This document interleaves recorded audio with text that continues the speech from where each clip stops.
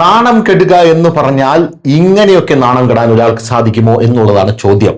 നേരത്തെ പാകിസ്ഥാനുമായിട്ട് ബന്ധപ്പെട്ട് വന്ന വാർത്തകൾ, പാകിസ്ഥാന്റെ ഹോക്കി ടീമിന് ഹോട്ടലിൽ താമസിക്കാൻ ഗതിയില്ലാത്തത് കൊണ്ട് പാകിസ്ഥാന്റെ ഔദ്യോഗികമായിട്ടുള്ള നാഷണൽ ഹോക്കി ടീം കടത്തിണ്ണയിലാണ് കിടന്നുറങ്ങിയത് എന്നുള്ള വാർത്തകൾ ന്യൂസ് ഇന്ത്യ മലയാളം തന്നെ റിപ്പോർട്ട് ചെയ്തിരുന്നു.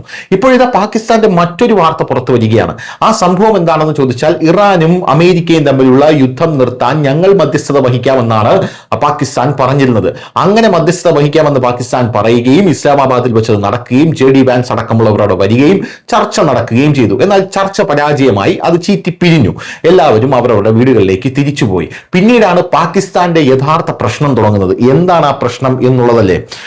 ഇറാനും അമേരിക്കയും തമ്മിൽ ധൈര്യം പ്രകടിപ്പിക്കാനും ലോകത്തിന് മുന്നിൽ തങ്ങളുടെ കഴിവ് പ്രകടിപ്പിക്കാനും പാകിസ്ഥാനിൽ ചർച്ചകൾ നടത്തി.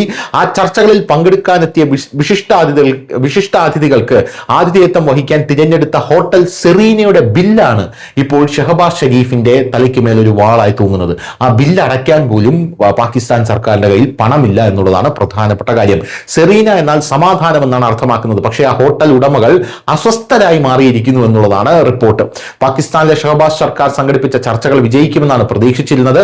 വിജയം മാറ്റി നിർത്തിയാൽ ചർച്ചകൾക്കിടെ ഇരു പാർട്ടികളും തമ്മിലുള്ള വലിയ സംഘർഷം വീണ്ടും വർദ്ധിക്കുകയാണ്. മറുവശത്ത് പഞ്ചനക്ഷത്ര ഹോട്ടലിലെ ഭീമമായ ബിൽ ഇതുവരെ അടച്ചിട്ടില്ലാത്തതിനാൽ സെറീനയുടെ മാനേജർമാർ അത് പതിവ് രീതിയിൽ ശേഖരിക്കാൻ തുടങ്ങി. എന്നാൽ പ്രതികരണമൊന്നും ലഭിക്കാത്തതിനാൽ ഒരു വശത്ത് ചർച്ചകൾ പരാജയപ്പെട്ടു, മറുവശത്ത് ഹോട്ടലിന്റെ ഭീമമായ ബില്ലും അടയ്ക്കാൻ കഴിഞ്ഞില്ല. അതിനാൽ ഷെരീഫ് സർക്കാരിന്റെ വിശ്വാസ്യതയെക്കുറിച്ച് തന്നെയുള്ള ചോദ്യങ്ങൾ ഇപ്പോൾ ഉയർന്നു വരികയാണ് എന്നുള്ളതാണ് പ്രധാനപ്പെട്ട കാര്യം എന്ന് പറയുന്നത്. News desk news India Malayalam.